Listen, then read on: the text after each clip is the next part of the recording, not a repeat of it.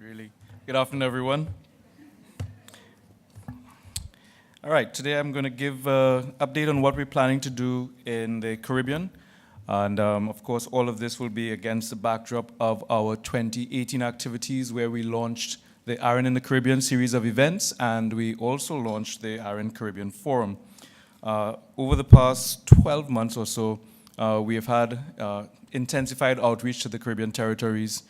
We've also identified several groups that, for the first time, we've been creating specific outreach to. That will include the technical community in collaboration with CaribNOG, the ARIN Caribbean Forum Justice Sector Group, which we have been doing in coordination with several security-based agencies in the region, and of course the ARIN Caribbean Public Policy Forum, which we have been working with the Caribbean Telecommunications Union to conduct.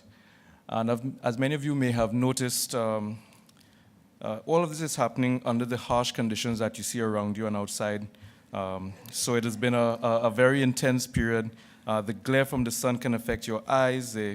That high-level humidity can affect the productivity of work done in the Caribbean. So I just want you to know that we've been toiling on behalf of the ARIN community to ensure that the ARIN flag continues to fly in the region. So for 2019, what are we looking at? Essentially building on the foundation. Things have gone very well with the outreach structure and the outreach strategy. And so the idea is to continue deepening the collaborations that we've had with parties in the Caribbean and to focus even more intently on capacity building initiatives. The reason for this is because the surveys that we've done and the events that we've conducted have all indicated an interest in understanding more about how to deploy number of resources, how to build out networks. In discussions I've had with counterparts in the ARIN community in North America, some of these issues that have been identified in the region are not exactly priorities for the North American network operators. But as we have gone out describing what ARIN does, and as we've gone out indicating what number resources can and should be used for, we've had repeated questions about how do we learn more about deploying autonomous networks and how do we learn more about building out V6 networks. And so for 2019, we want to focus our activities on these emerging network operators and ensuring that they're properly resourced in fundamental topics that address those issues: IPv6 deployment, ASN, both how to apply for it and how to appropriate it in the network. On the policy side, continuing to work with the CTU and governments in the region to look at the policies to support expansion of networks in the region, and of course, continuing to work with law enforcement and public safety agencies on internet security. Now, this is going to look like this. Essentially, the ARIN Caribbean Forum, which was launched last year, is going to be the vehicle through which several of these outreach programs in 2019 will be conducted. And this will involve new programs and new content being developed. We have started discussions with the Caribbean diplomatic community, and we have had initial conversations with judiciary and public bar representatives to discuss how to bring greater awareness to those stakeholder groups of what ARIN is doing and what RIRs do generally.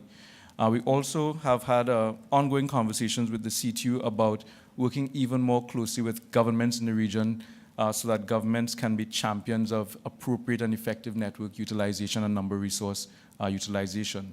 They have the largest networks, they employ the greatest number of staff, and they touch the most groups of any group in the region. And so that outreach to governments is expected to continue as our work with the law enforcement groups as well.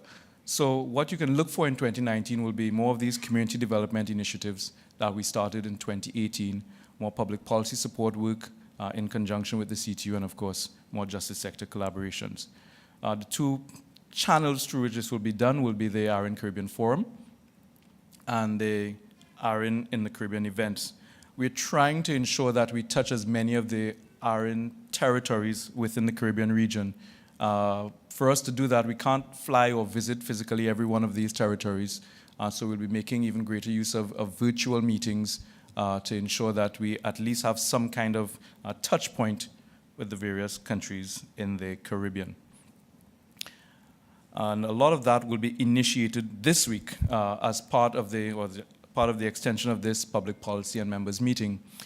Tomorrow afternoon, we will have our second law enforcement group meeting, and that will be a half-day meeting with representatives from security forces here in Barbados and from around the region, with their counterparts from North America, and also with input from our fellow RIR representatives here in Barbados.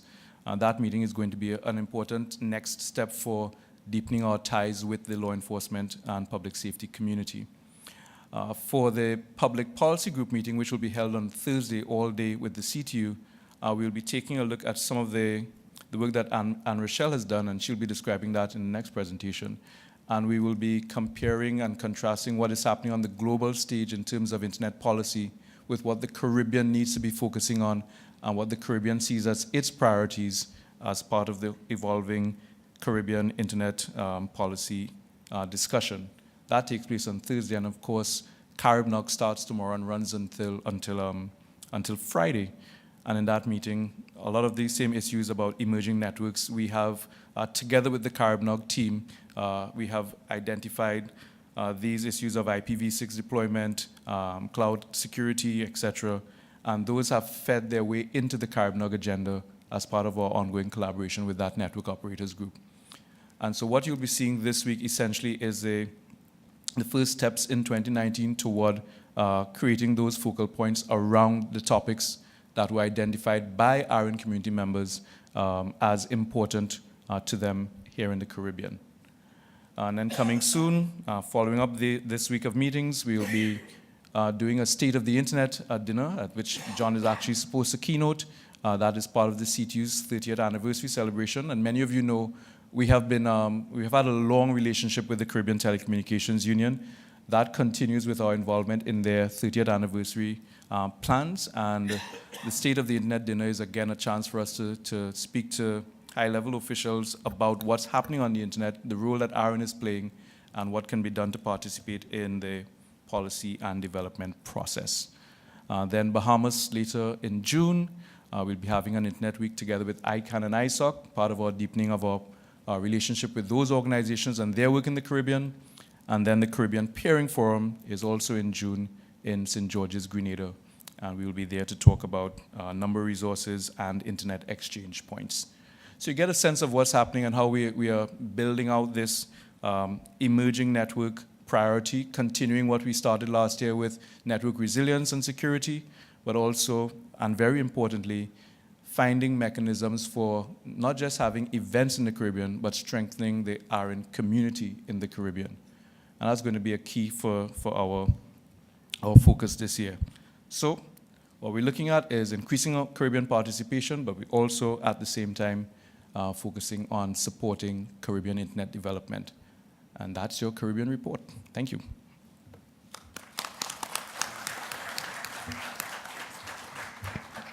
Microphones are open for any questions.